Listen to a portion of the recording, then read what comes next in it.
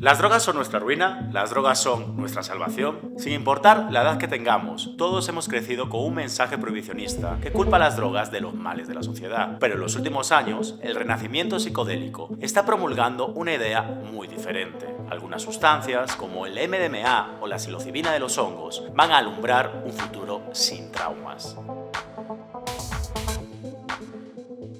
Para empezar a navegar entre los extremos de la ruina o la salvación, vamos a hacer algo que, aunque parezca lógico, pocas veces hacemos cuando hablamos de drogas. Vamos a intentar atenernos a la evidencia. En este sentido, decir que un siglo de prohibicionismo y medio siglo de guerra ha convertido el mundo en un lugar peor no es una opinión. Las crisis por sobredosis se suceden y se ha generado una gran industria de la represión que ha provocado muchísima violencia. Quienes vivimos en América Latina lo sabemos bien. Los diferentes formatos de guerra contra las drogas, combate al narcotráfico o mano dura han ayudado a que llevemos muchos años siendo la región más violenta del mundo. El prohibicionismo, además, ha obviado una constante en la historia de la humanidad. Buscamos placer y bienestar con el consumo de sustancias desde nuestros inicios. Existen restos arqueológicos de Sumeria, la primera civilización que conocemos, que nos muestran cómo ya entonces bebían algo muy parecido a nuestra cerveza. En el Antiguo Testamento, una de las primeras cosas que hizo Noé cuando tocó tierra después del diluvio universal fue producir vino.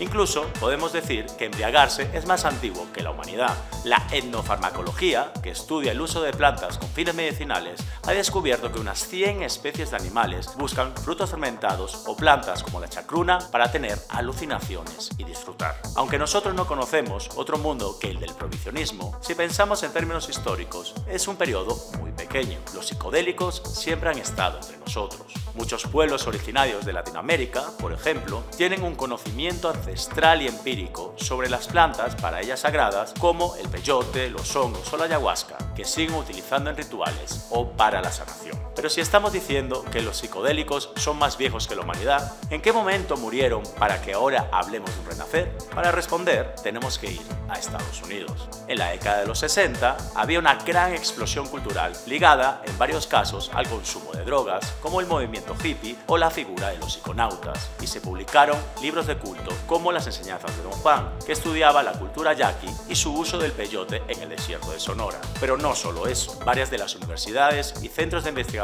más prestigiosos del país, como Harvard, se estaban estudiando los efectos de psicodélicos como la psilocibina o el LSD. Entonces, en el año 71, Richard Nixon declaró la guerra contra las drogas, y casi toda esa investigación científica o bien se dejó de financiar o quedó enterrada dentro de la narrativa mayoritaria, que el consumo de drogas, en palabras del propio presidente, era el enemigo público número uno de Estados Unidos. Ese año, si miramos el mundo con ojos estadounidenses, podemos fijar la muerte del movimiento psicodélico. Las narrativas se propagan más rápido que los hechos, pero los hechos importan. En las siguientes décadas, las consecuencias de estas políticas, como los encarcelamientos masivos, las epidemias de sobredosis o la violencia del tráfico ilegal, cegaron la vida de demasiadas personas. La evidencia científica fue sentando los cimientos para abrir alternativas. Hoy, los beneficios medicinales del cannabis están tan constatados que la ONU lo ha quitado de su lista de sustancias más peligrosas, y la mayoría de los estadounidenses viven bajo alguna ley que regula también el uso recreativo de la marihuana. Al abrigo del cannabis, que ha creado una industria millonaria en Estados Unidos, también ha ido creciendo el llamado renacimiento psicodélico, y la ciencia lo respalda. Estudios con psilocibina o MDMA han mostrado un enorme potencial terapéutico para tratar la depresión, la ansiedad, el estrés postraumático y otros muchos problemas de salud mental. Hoy, en Estados Unidos, se vive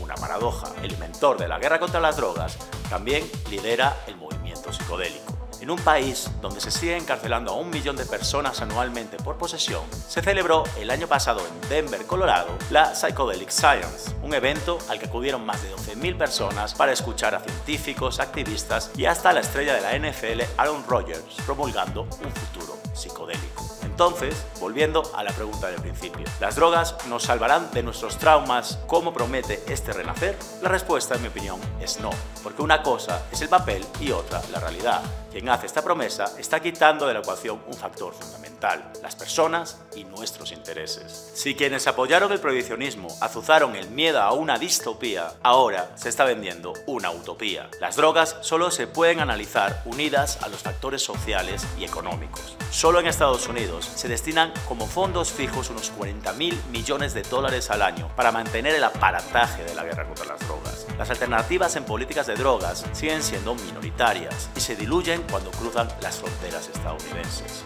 Además, el movimiento psicodélico no incluye a usuarios de otras sustancias como la cocaína y la heroína, a pesar de que la evidencia dice que más del 70% de los casos los consumidores no desarrollan ningún tipo de adicción y por el contrario se producen efectos positivos en el cerebro como la empatía y la concentración. Un mundo sin traumas solo es posible si se extirpan las causas de sus traumas. Los psicodélicos no harán eso, pero sí pueden ayudar a hacer un mundo menos enfermo, un mundo con más salud mental. Después de más de un siglo de prohibicionismo, quizás es hora de dejar a la ciencia hacer su trabajo y que las políticas del futuro se diseñen según las evidencias.